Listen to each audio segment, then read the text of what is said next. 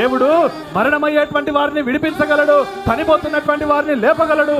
మరణమును జీవమును ఆయన చేతిలో ఉన్నవి.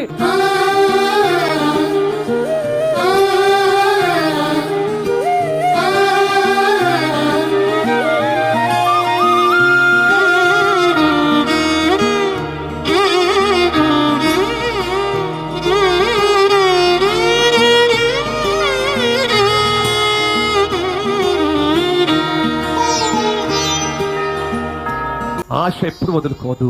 ఈ ఆశ పెట్టుకొని ఆయన వస్తాడు, నా పాపాలు క్షమిస్తాడు, నా జీవితాన్ని బాగు చేస్తాడు, నా కుడి చేయి పట్టుకుంటాడు, నన్ను నడిపిస్తాడు, నా రోగ వ్యాధి బాధ పాపాన్ని దేవుడు పరిశుద్ధపరిచి నన్ను బాగు చేస్తాడన్న విశ్వాసం నీకున్నప్పుడే ఏ మరణ అంచులోనికి వెళ్ళినా కూడా తిరిగి నేను పైకి లేస్తాడు.